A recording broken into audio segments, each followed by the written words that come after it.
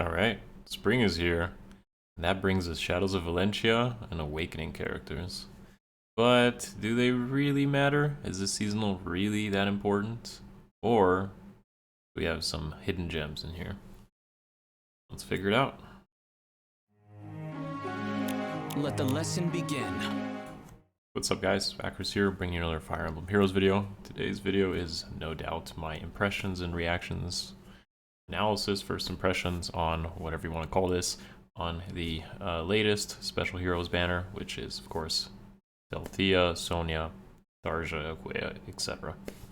So yeah, considering the amount of great banners we have had almost in the past 3 months or so, and Hero Rise is still coming up with 4 greens, can this banner really match or matter to any of you? And to be honest, if you want to give your vote, you should. On my community tab here on the YouTube channel, I do post a community poll where you can say whether you're going to summon, whether it's with a spark if you have that pass or not, or you're just going to skip and just use your free summon. So I'm personally skipping because that's Hero Rise is just going to be way better, and I think most of you probably are going to are on the same page and think that Hero Rises is really good. But if there are some of you that are really excited about this, then honestly I want to read about it in the comments below. You guys can expect me to do the should you pull video and analysis on Sonya tomorrow's video, before the banner drops in 2 days. I'll try to get the weapon refine video out, and I guess I'll cover Luthier as a Blue Lance Cav, just to do him some justice for you Luthier fans. But it has been a while since we got a Blue Lance Cav, so I might as well compare him and potentially, give him some due. Anyways, guys, so yeah, before we begin, as always, smash that like button and sub if you haven't already. It really does help, and it really does show me that you guys appreciate this content. It's the best F2P way to do it. If you want to give a little more, then consider my Patreon in the description below, which gives you, of course, a name card at the end, and access to my Discord where you can get some pretty nice help quickly and efficiently. On top of that, there's other benefits too, like in the Discord I do stream and go theory crafting to help out whoever's part of it at usual, at least once a week or so. Anyways guys, so with that being said, let's jump into this and give my impressions on all these units. Now, this video will cover everyone, at least to some impressions. The only character I do an analysis on is Sonya for the upcoming should you pull. So if you are interested in this giant wall of text and Delthea, then I would listen very carefully to this part. So first of all, this weapon is big because of course they use the whole keyword system here to bloat out the text, and as we'll find out in a moment, this goes to another page, which is a first for these type of videos. But anyways, so the biggest comparison we can make with Delthea, even without seeing her stat spread, will be Reinhardt, of course. And Reinhardt with a Resplendent is pretty good even by today's standards, and Reinhardt doesn't even have a refined yet. And I do think at some point he will get it. It's just a matter of like probably one of the slower months. They just like randomly release Reinhardt as a way to stir up conversation and discussion and make him relevant again, potentially to bring back players who have like a Reinhardt hype. Anyways, so to sum up all these effects, pretty much Delthea works a couple ways. So she has a slaying weapon. She's going to, at the beginning of the turn, inflict speed res -6. So basically she's going to debuff her foes at the beginning of the turn, and then on top of that she's going to just have an additional speed res debuff in combat as well. So a visible debuff and then an in combat debuff as well, as long as a bonus on her is active or one of these penalties on the enemy. Now she combines both her own bonuses and the penalties on the foes to have these additional effects. So if there's a total of 6, so that could just be herself buffed, even just her attack stat, or the enemy, like combining that with penalties on the enemy, so they just have like -6 attack and you have no buffs, it's still going to activate a self no follow-up effect. This means that she's going to double if she can go through stuff like Warrior Fighter, or just characters who have some sort of denial on the follow-ups, such as Brave Hector or Ascended Dune, who stop doubles. But she's like, nah, I'm going to double. But of course, keep in mind that Brave Hector and Ascended Dune remove debuffs, so the penalty aspect doesn't apply here, and she's going to have to rely on her own self buffs to get that effect. The second part here is a total bonus and penalty culmination of 18. So this is going to be either 3 of her own stats at +6, so let's say it's attack, speed, and defense, or combining that with the enemy being debuffed. So again, it could be, let's say, speed and res -6, that's 12, and then her attack and speed +6 would be about 24. So then she has this additional effect here, which is the they can't counterattack. So that's like wind sweep. So it's okay. It's decent. I don't know if I would necessarily call it amazing, but it's decent for sure. The penalty stuff at the beginning of the turn could make her pretty good as supportive. It could make her self-activate her effects quite a bit, and she's going to rely on some bonuses here and there. She's likely going to be a good candidate of the Rouse skills if she's alone, so that way she can avoid panic effects. But beyond that, it's not that impressive. I'd say that slaying is pretty good, and being able to have a wind sweep effect is pretty good, but at the end of the day, you gotta realize that Ascended Fjorm exists in green with a anti-wind sweep effect, so the stronger that these blue calves end up being, the more impactful someone like Ascended Fjorm is. So if this is a means to counter something like Ascended Dune or Brave Hector by using your own bonuses, then someone like Ascended Fjorm becomes more relevant. Kind of like a back and forth. Either way, it's not a bad weapon. I think she stands out a bit, but I'm not super impressed. I think her stat spread will dump her defense stat, give her a bunch of attack and speed, maybe a little bit of a res, just like her other forms, which actually isn't too great. I think having a better defense stat is more important nowadays.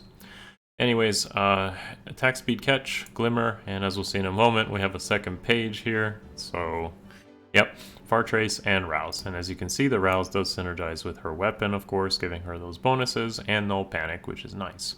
This does mean she wants to be alone, which is unfortunate. So it's not always going to be too great, and Trace works pretty well with how you'd likely want to use her.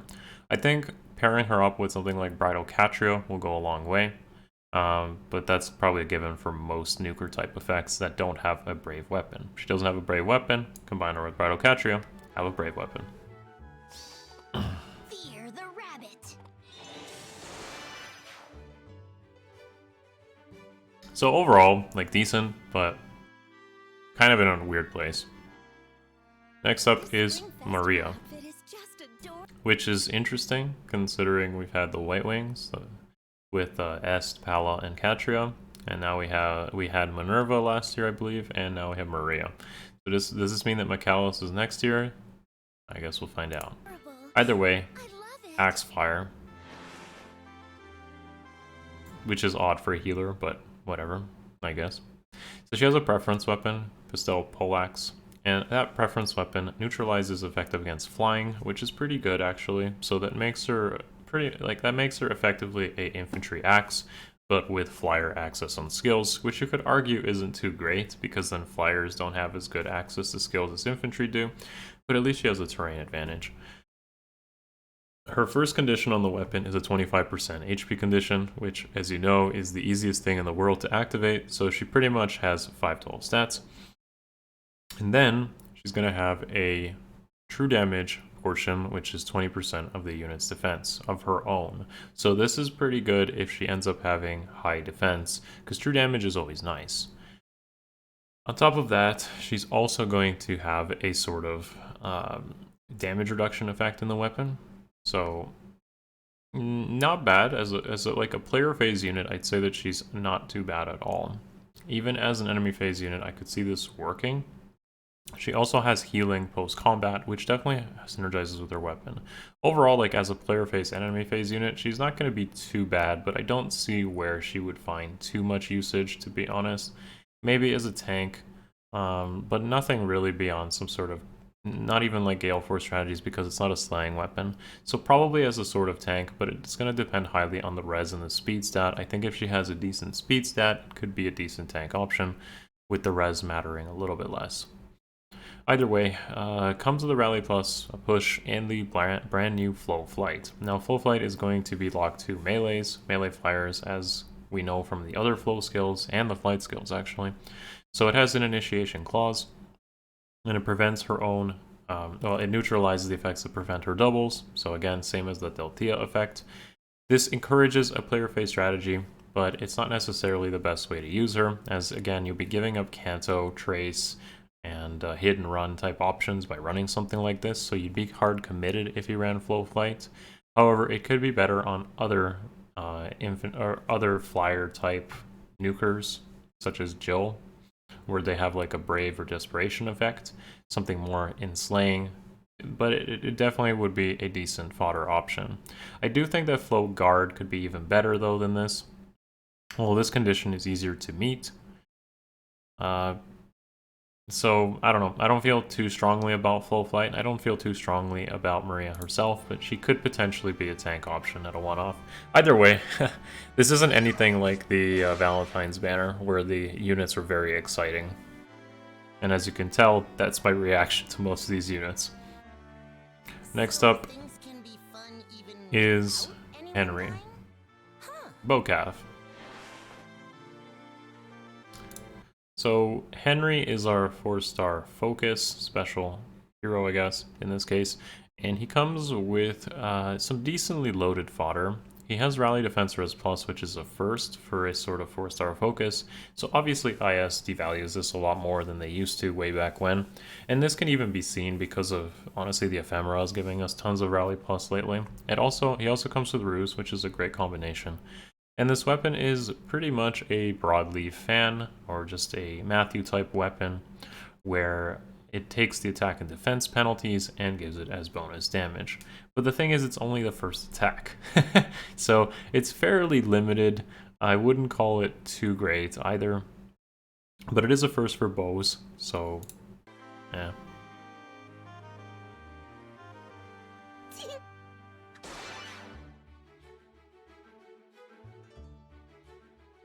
Probably the all-star of the banner, which is Sonya and Tharja. Fine. Speak for yourself. So, green tome flyer. Alright, so with this one we have quite a few stuff. Attack speed unity is great to be on more units. This is great for fodder for sure, as I feel this is probably the best unity skill. If not defense res unity, which we would get at some point, but definitely attack speed unity seems like one of the best ones, I'd say. Speed res hold is a brand new upgrade to the rain skills, starting with speed res, and it has a condition up to 3 spaces. So this is great on more supportive type characters. If you throw this onto like Tharja, not Tharja, Hanoka, Warrior Princess Hanoka, even though she might not use the res portion of this, she would be supporting quite a few units, as a lot of her conditions were even 3 spaces to begin with, and people were already using rain skills. So upgrading it to hold is great, even though it doesn't add any additional stats, it's still -4. The conditions on 3 spaces just makes it easier to support from further away. Again, none of this fodder is necessarily worth pulling for, if you ask me. Spending hundreds of orbs for fodder is, in my opinion, never really worth it. Unless you just have so many orbs to burn you don't care. Either way, it's better to spend it on other stuff. But if you're talking about the unit, there could be a case for it. So with Sonya Tharja here, we have Magic Rabbits, the preference weapon being Slaying, and she ends up having a turn 1 cooldown special -2. This is similar to OG Sonya and I guess OG Merrick with their Dark Excaliburs, however it is additional acceleration because it's a slaying weapon. This means that the Luna here does get auto-charged on turn 1, but it could be a great way to charge stuff like AOE specials as well, as it would only need a single extra charge. So someone like Duo Crom, for example, could do it, or Quick Impulse, Seal, or someone like Raphael. These are all great ways to get a pre-charged AOE special, and can go a long way from sure a unit like this will have pretty solid attack. Sonya and Tharja are both historically high attack units, so AoE specials will go a long way. Her additional effects on the weapon are the 2 spaces, within 2 spaces type teleportation. So this is like the bigger aerobatics that someone like Halloween Noe has, or Green. The new Ninja Green had it. So these are like their variants there for great mobility. It's, in my opinion, okay, especially if you can catch people by surprise, but it is not necessarily the greatest thing without some sort of follow-up. It makes you hard committed, so you need some sort of dancer to come in and save you, or you need to pretty much kill the whole team and sweep them at once because it will hard commit you in. Stuff like traces and cantos lend pretty well to this. Note that it won't really synergize with Trace if you did end up giving Trace, because the teleportations with Trace end up using all movement and you don't get to run away. So yeah, the additional effect is just, as long as you're initiating combat or within 2 spaces, you get bonus attack and speed, and additional attack based on the special cooldown count value. Now, this doesn't say that the special needs to be used to get that bonus attack. It's just saying the higher your cooldown special, meaning if it's like a AOE or even Aether, then it's going to do more damage just like that. So it's a very strong NUKER type weapon, and Sonya can definitely see some play. However, the hard committal style of this type of unit means that she's gonna likely, on first impression, be really good for, as we can see her stats right here. She's likely going to be very good as an AR defense unit with an AoE, potentially an AR offense unit with an AoE. However, I'm pretty skeptical on how useful it'll be for Summoner Duels, because like I said, you'd be hard committed with a huge AoE, and then your unit would be vulnerable to retaliation. If supported by, let's say, a near save or a far save, and you're able to make that big nuke, then this is definitely a very strong unit. A harmonized skill affecting Shadows of Valentia and Awakening is going to give those units special cooldown -2 and 6 attack. Now, most notably, this ends up charging dual Crom. So now dual Crom can end up having some massive AoE as well, pretty easily actually. So yeah, it's pretty good, I guess. If there's other notable Awakening or Shadows of Valentia characters that I missed, feel free to let me in the comments below. But of course, Dual Crom stands out very well to me, but it also isn't limited to him. Something like Legendary Crom would also be pretty good here. Let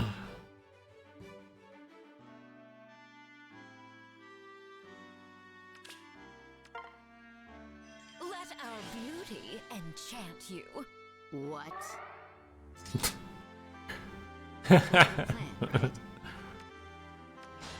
Playtime's over, Sonya. We're the ravishing rabbits. Well, at least there's some good, flavorful text here. Okay, guys, anyways, so we end this off with, I believe, the confirmation on Luthier over here, who is not super exciting, so I'll likely get around to him tomorrow once we have the stats on him. And on, I mean, I could do the analysis on Sonya today, but I don't think I'll have enough time, so I'll likely do that video tomorrow.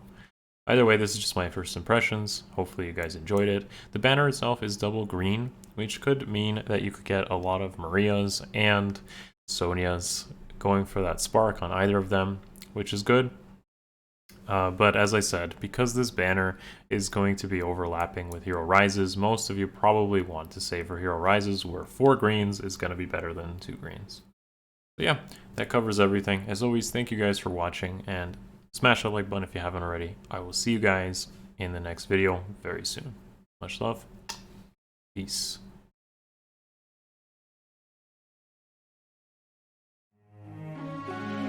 It's over.